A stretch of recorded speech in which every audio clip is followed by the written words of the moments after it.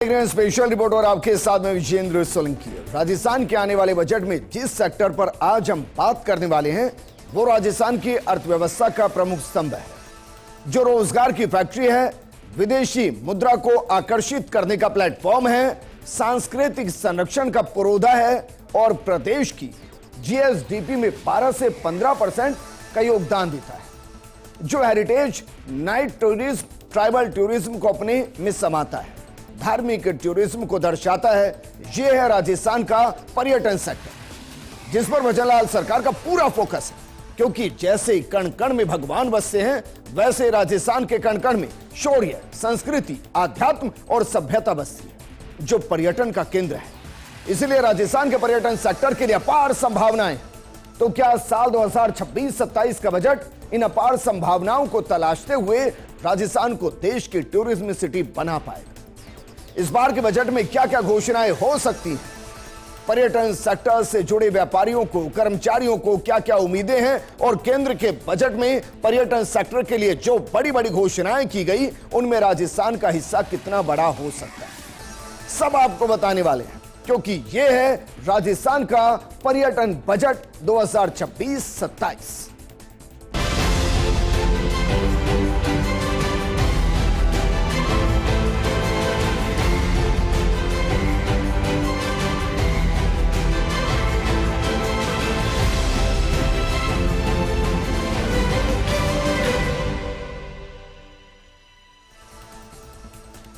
कोई भी सेक्टर कितना किसी स्टेट के लिए महत्वपूर्ण होता है, ये इस बात पर निर्भर करता है कि उस सेक्टर का उस स्टेट की जीएसडीपी के अंदर कितना बड़ा योगदान होता है। वो राष्ट्रीय स्तर से ज्यादा है, राष्ट्रीय औसत से ज्यादा है या कम है।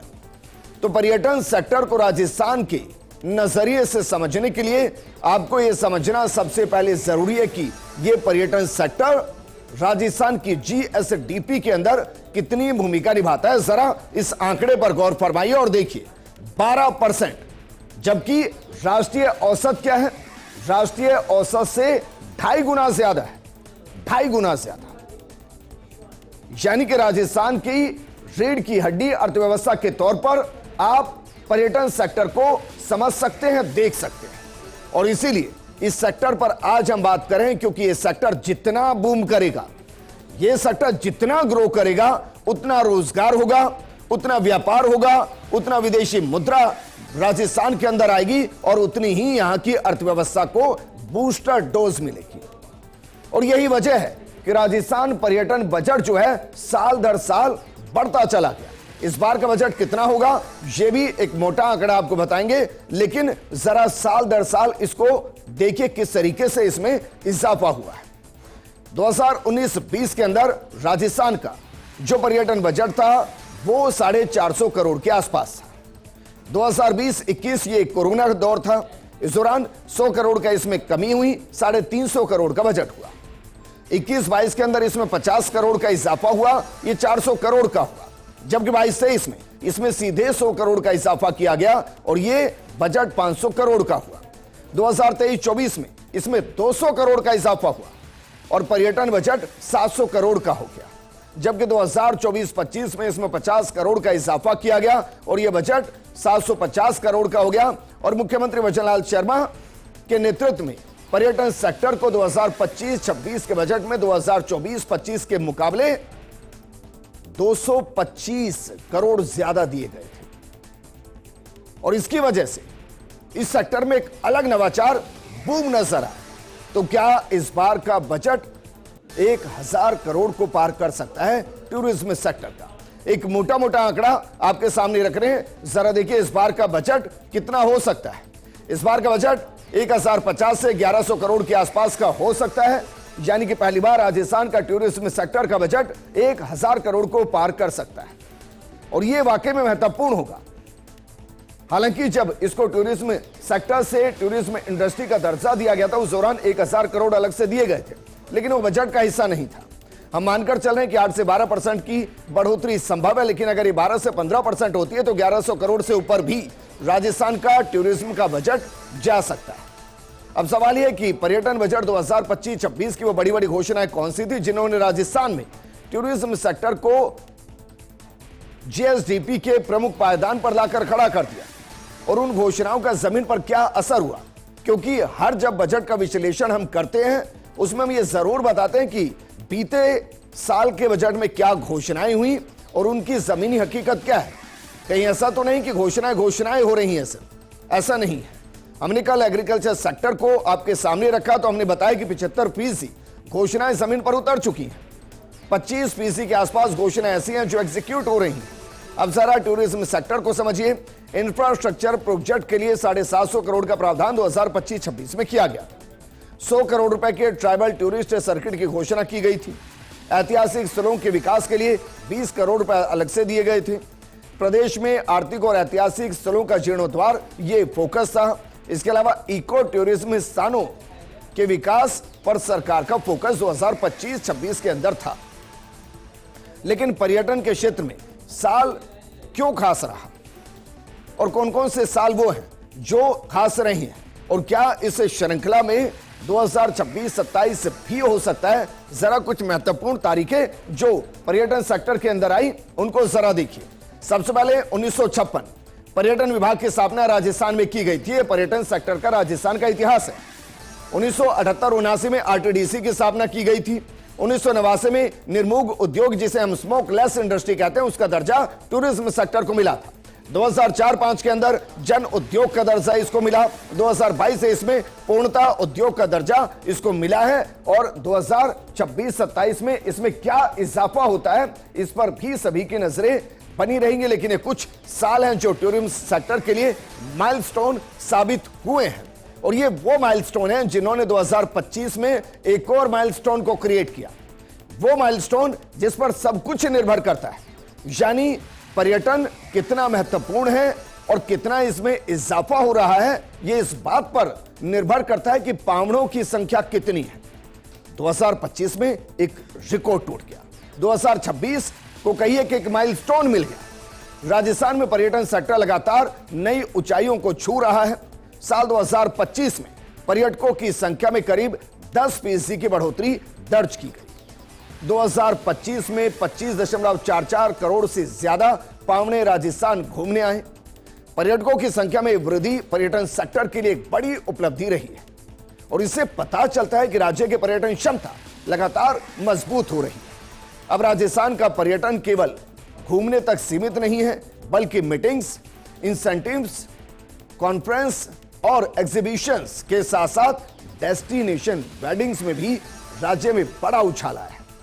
भजनलाल सरकार के प्रयासों से राजस्थान का पर्यटन और मजबूत होगा और पर्यटकों की संख्या में बढ़ोतरी का सिलसिला लंबे समय तक जारी रहेगा। और क्या इस बार जो आंकड़ा 25 करोड़ से ज्यादा है, क्या 2026 के अंत में जो आंकड़ा सामने आएगा, क्या वो 26 करोड़ को क्रॉस कर जाएगा? इंटरेस्टिंग यह है कि राजस्थान में घूमने वाले जो डोमेस्टिक टूरिस्ट हैं उनकी संख्या ज्यादा है, यानी कि जो देश के अलग अलग राज्यों से आ रहे हैं, इस संख्या में लगातार इजाफा हो रहा है।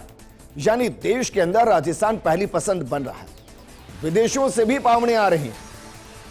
उस संख्या को बढ़ाने पर लगातार सरकार का फोकस है, लेकिन टोटल आंकड़ा बढ़ रहा है। यह राजस्थान के लिए सुकून की बात, और इसके पीछे की वजह भजनलाल सरकार की वो नीतियां हैं जहां टूरिस्ट को सिक्योरिटी मिलती है, टूरिस्ट को स्वागत मिलता है, टूरिस्ट को डेस्टिनेशन के बारे में पूरी जानकारी मिलती है, यहां की शौर्य, यहां की संस्कृति, यहां की सभ्यता, इसको समझने का मौका मिलता है। लेकिन इस बार वो कौन कौन से सेगमेंट हो सकते हैं जिनको विशेष पैकेज की दरकार है, या सरकार इस तरफ हो सकता है कुछ बड़ी घोषणाएं करे? जरा इन सेक्टर्स को देखिए, कौन कौन से सेक्टर हो सकते हैं। इनमें वाइल्ड लाइफ टूरिज्म हो सकता है, नेचर टूरिज्म हो सकता है, स्पिरिचुअल टूरिज्म हो सकता है, वेलनेस टूरिज्म हो सकता है, night tourism, wedding tourism, film और इवेंट टूरिज्म और रूरल टूरिज्म। ये इस बार वो 8 पॉइंट है जो राजस्थान के टूरिज्म सेक्टर के लिए जरूरत है कि इनमें कुछ किया जाए। हालांकि सरकार का इन सब पर फोकस है, वाइल्ड लाइफ पर फोकस है, नेचर पर, स्पिरिचुअल है, वेलनेस है, wedding tourism, night tourism, film और इवेंट टूरिज्म और रूरल टूरिज्म, इन पर फोकस है। लेकिन अभी भी इनको और ज्यादा स्ट्रेंथन करने की जरूरत है। और बचनलाल सरकार यकीनन इस दिशा में नए काम करती हुई नजर आएगी, क्योंकि ये नए और उभरते पर्यटन सेगमेंट है और ये विविधता राजस्थान को साल भर सक्रिय पर्यटन राज्य बनाएगी। इसमें कोई किंतु परंतु नहीं है। इसलिए पर्यटन बजट में इन पर फोकस रहेगा। एक एक पॉइंट को जरा समझिए और समझिए कि वो राजस्थान के लिए कितना महत्वपूर्ण है। पर्यटकों के लिए टूरिज्म वॉर रूम, इसके अलावा टूरिज्म एम्प्लॉयमेंट गारंटी मॉडल, इस पर काम हो सकता है। डेस्टिनेशन वेडिंग पर कैशबैक स्कीम मिल सकती है। फिल्मों पर सब्सिडी मिल सकती है। फिल्म सिटी की घोषणा हो चुकी है। वन पर्यटन और नई सफारी सुविधाएं, एक जिला एक पर्यटन अनुभव नीति, जैसे वन डिस्ट्रिक्ट वन प्रोडक्ट है, उसी तर्ज पर एक जिला एक पर्यटन अनुभव नीति हो सकती है। महिलाओं के लिए पिंक टूरिज्म की शुरुआत हो सकती है। धार्मिक पर्यटन को एक बड़ा बूस्ट मिल सकता है और डेजर्ट टूरिज्म और एआई आधारित पर्यटन को भी राजस्थान में बढ़ावा इस बजट के जरिए मिलने की उम्मीद जताई जा रही है। तो चलिए इन पॉइंट्स को एक एक करके समझते हैं। सबसे पहले समझते हैं पर्यटकों के मॉनिटरिंग के लिए टूरिज्म वॉर रूम क्या स्थापित हो सकता है। बजट 2026 में टूरिज्म वॉर रूम को लेकर अहम घोषणा हो सकती है। वॉर रूम के जरिए देशी विदेशी पर्यटकों की रियल टाइम मॉनिटरिंग की जाएगी। राज्य में कुल कितने पर्यटक आए, किस पर्यटन स्थल पर सबसे ज्यादा भीड़ रही, पर्यटकों से जुड़ी पूरी जानकारी एक डिजिटल डैशबोर्ड पर उपलब्ध रहेगी। Real time data analysis, footfall tracking और पर्यटन से होने वाले रेवेन्यू का विश्लेषण सरकार को नीति निर्धारण, संसाधनों के बेहतर उपयोग, सुविधाओं में तुरंत सुधार करने में मदद करेगा। दूसरा है टूरिज्म एम्प्लॉयमेंट गारंटी मॉडल। क्या इसकी घोषणा इस बार हो सकती है? क्योंकि पर्यटन से जुड़े लोगों की आजीविका को सुरक्षित करने के लिए सरकार बजट में टूरिज्म एम्प्लॉयमेंट गारंटी मॉडल की घोषणा कर सकती है। इस मॉडल के तहत लोकल टूरिस्ट गाइड, लोक कलाकार, ड्राइवर, अन्य पर्यटन कर्मियों के लिए न्यूनतम सुनिश्चित आय का प्रावधान किया जा सकता है। बेरोजगार युवाओं को सीधे लाभ पहुंचाने के लिए बजट में पर्यटन आधारित रोजगार गारंटी या स्किल बेस्ड ट्रेनिंग स्कीम की घोषणा संभव है। इसके के तहत युवाओं को guide, होटलिंग, event management, heritage management जैसी ट्रेनिंग देकर रोजगार से जोड़ा जा सकता है। एक और सेक्टर जो लगातार तेजी से वैश्विक पटल पर आ रहा है वो है दरअसल डेस्टिनेशन वेडिंग। क्या इस पर कोई कैशबैक स्कीम हो सकती है? राजस्थान को डेस्टिनेशन वेडिंग का हब बनाने की दिशा में भी बजट में अहम कदम उठाए जा सकते हैं। ऐतिहासिक किले, महल, झीलें, किनारे स्थित स्थलों पर डेस्टिनेशन वेडिंग को बढ़ावा देने के लिए कैशबैक स्कीम आ सकती है। डेस्टिनेशन वेडिंग की अनुमति के लिए सिंगल विंडो क्लियरेंस सिस्टम लागू किया जा सकता है, जिससे आयोजकों को विभागों के चक्कर ना लगाने पड़े। इस पहल से hotel, resort, event management, handicraft, catering, local service providers को सीधा फायदा मिलेगा। लोकल वेंडर को प्राथमिकता, इंसेंटिव्स जैसी घोषणाएं इस सेक्टर को एक नई रफ्तार दे सकती है, हमारा सुझाव है। सरकार यकीनन इससे बेहतरीन भी सोच रही हो, लेकिन यह संभव हो सकता है। इसके अलावा फिल्मों पर सब्सिडी और फिल्म सिटी की घोषणा की क्या वाकई में उम्मीदें इस बजट में हो सकती है, क्योंकि बजट में फिल्म प्रोत्साहन नीति 2025 की सब्सिडी बढ़ाई जा सकती है। अभी राजस्थान में पूरी तरह शूट होने वाली फिल्मों को कुल खर्च का 30% तक सब्सिडी मिलती है, जिसे बजट में 5% तक और बढ़ाया जा सकता है, ऐसी संभावना है। जयपुर या उदयपुर के पास एक आधुनिक फिल्म सिटी का ऐलान संभव है। पोस्ट प्रोडक्शन हब विकसित करने के लिए जमीन या शुरुआती फंड की घोषणा भी इस बजट में की जा सकती है। इसके अलावा वन्य पर्यटन और नई सफारी सुविधाएं, क्या यह मुमकिन है? बजट में कैलादेव राष्ट्रीय उद्यान के अलावा नई बर्ड सेंचुरीज की घोषणा संभव है। टाइगर रिजर्व में सफारी सुविधाओं को बढ़ाने के लिए बजट आवंटन हो सकता है। इससे वन पर्यटन को बढ़ावा मिलेगा, वन्य पर्यटन को बढ़ावा मिलेगा। स्थानीय स्तर पर रोजगार के अवसर भी इससे पैदा हो सकते हैं। वहीं वन डिस्ट्रिक्ट वन प्रोडक्ट की तर्ज पर एक जिला एक पर्यटन अनुभव नीति लाई जा सकती है। दरअसल पर्यटन को प्रदेश की अर्थव्यवस्था का मजबूत स्तंभ बनाने के लिए सरकार एक जिला एक पर्यटन अनुभव नीति की घोषणा कर सकती है। इस नीति के तहत हर जिले की एक विशिष्ट पर्यटन पहचान तय की जाएगी। ताकि पर्यटन केवल जयपुर, उदयपुर और जैसलमेर जैसे बड़े शहरों तक सीमित ना रहे। छोटे और कम चर्चित जिलों के टूरिस्ट स्पॉट को पहचान मिलेगी।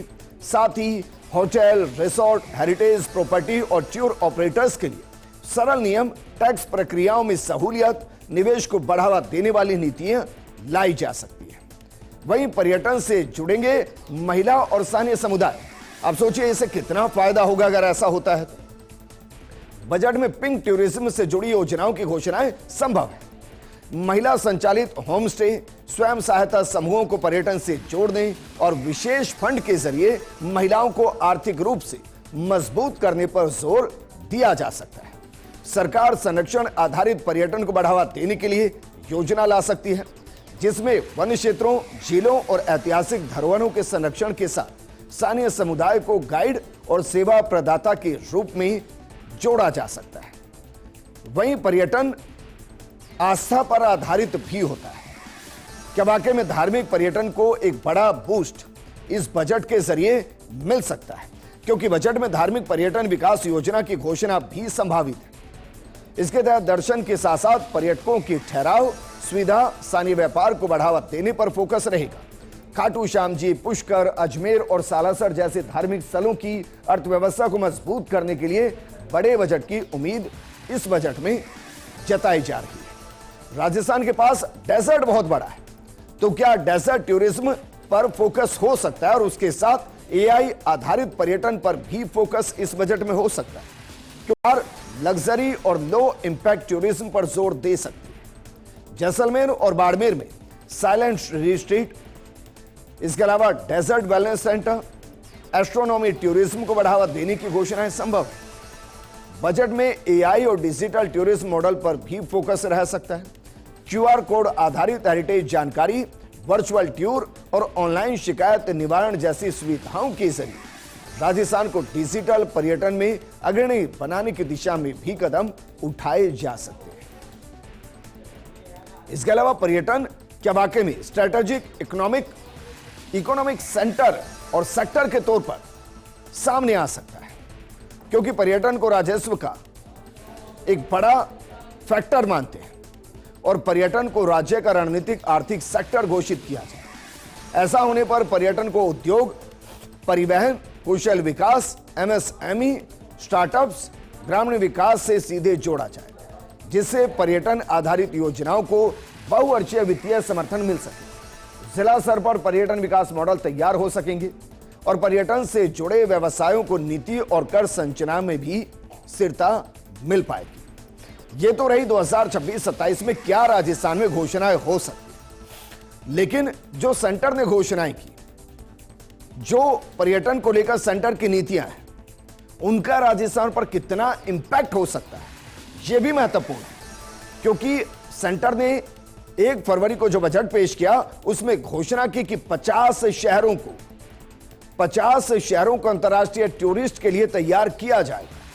मकसद भारत को ऑल सीजन डेस्टिनेशन और ग्लोबल टूरिस्ट हब बनाना है। अब सोचिए, राजस्थान के कई शहरों को इसमें शामिल किया जा सकता है और अगर शामिल किया गया तो ये राजस्थान के उन शहरों के लिए बड़े फायदेमंद होगा। वहां की अर्थव्यवस्था, वहां के रोजगार के लिए बड़ा फायदेमंद होगा। सरकार का लक्ष्य है कि 2047 तक 10 करोड़ विदेशी पर्यटक भारत आए। 2034 तक भारत की जीडीपी में पर्यटन का योगदान 43.23 लाख करोड़ रुपए तक हो सकता है। और सोचिए, राजस्थान में एक बड़ा टूरिस्ट आता है, जो देश घूमने आता है वो राजस्थान भी आता है, और अगर नहीं आ रहा है कोई तो उसको लाया जाना चाहिए, क्योंकि जो सेंटर का मॉडल है उसमें 2047 तक 10 करोड़ विदेशी पर्यटक भारत आए। आप सोचिए, 10 करोड़ में से 1 करोड़ भी राजस्थान घूम कर जाए तो राजस्थान की अर्थव्यवस्था अचानक से शीर्ष की तरफ बढ़ेगी। और जो राजस्थान की जीएसडीपी है, जिसमें वर्तमान योगदान 12 से 14% के आसपास है, इट कन्वर्ट इनटू 20 to 25%। और वर्तमान में 20 to 25% राजस्थान की अर्थव्यवस्था में जो सेक्टर योगदान दे रहा है वो एग्रीकल्चर सेक्टर है। तो क्या वाकई में भविष्य के अंदर एग्रीकल्चर सेक्टर को कंपीट करता हुआ टूरिज्म सेक्टर नजर आ सकता है? सेंटर की योजना से इस तरफ इशारा मिल रहा है।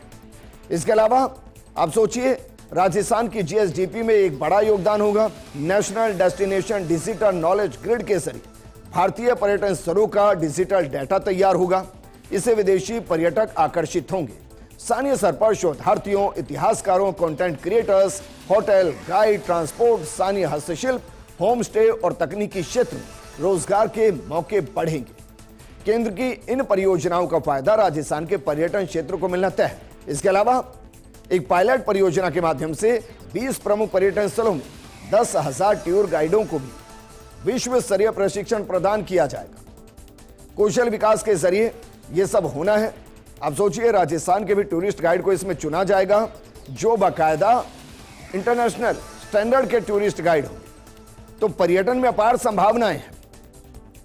इस बार का बजट उन संभावनाओं की कसौटी पर कितना खरा उतरता है, क्योंकि वचनलाल सरकार का पूरा फोकस है कि टूरिज्म सेक्टर को उसके शीर्ष तक लेकर जाया जाए। उसमें कुछ ऐसी नए नवाचार किए जाएं कि जो टूरिस्ट आए वो और ज्यादा वक्त तक यहां रुके।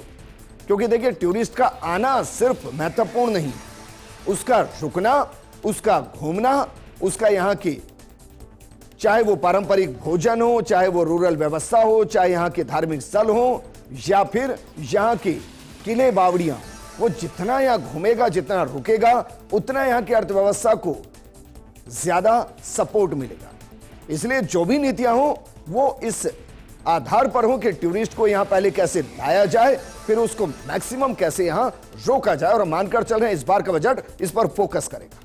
इस प्रोग्राम में फिलहाल इतना ही। आप बने रहिए फर्स्ट इंडिया न्यूज के साथ, क्योंकि खबरों का सिलसिला लगातार जारी है। नमस्कार।